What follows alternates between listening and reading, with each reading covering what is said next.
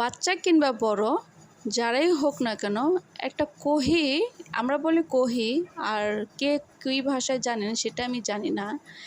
তো এটা যারাই অ্যাভয়েড করেন, মানে এটা একটা ফ্লেভার আছে, স্মেলটা আছে, যদি পছন্দ না করে, আমি যেভাবে আজকে ভাজি করে দেখাচ্ছি সেভাবে যদি ভাজি করে করেন তাহলে অবশ্যই বড় থেকে বাচ্চারা সবাই এটা ফ্যান হয়ে যাবে।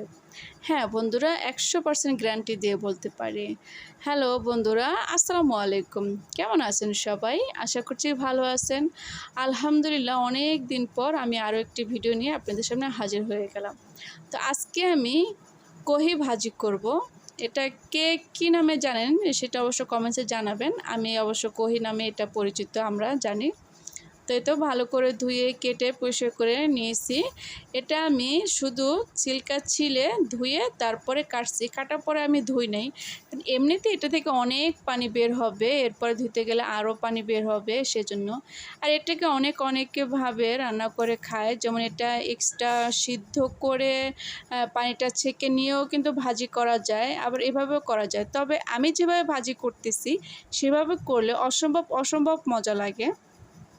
এর যে সিদ্ধ করে পানি ফালাইয়া দেন তাহলে এটা পুষ্টিগুণ চলে যাবে। আর এই সিদ্ধ ছাড়া যদি ভাজি করেন তাহলে এটা পুষ্টিগুণ অনেকটাই থেকে যায়। আর এটার ভিতরে ডিম বা আমি যে মশলাটা দেব সেই মশলার ফ্লেভারটা একদম ঢুকে যায়, আর খেতে অসম্ভব মজা লাগে। তো আমার এখানে কহি ছিল 2 কেজি, তাই এখানে 2 কেজির জন্য আমি 2টা ডিম ব্যবহার করছি। হয়তো বা আরও অনেকে অনেক বেশি ডিম ইউজ করতে পারেন, এটা আপনাদের ব্যাপার।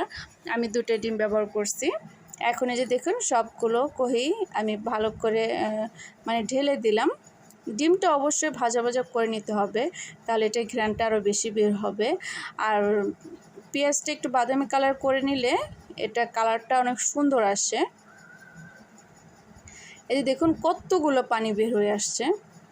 তো ভাই ও আপুরা, ভিডিওটি দেখতে যদি কোথাও ভালো লেগে যায় প্লিজ আমার চ্যানেলটি সাবস্ক্রাইব করে দিবেন।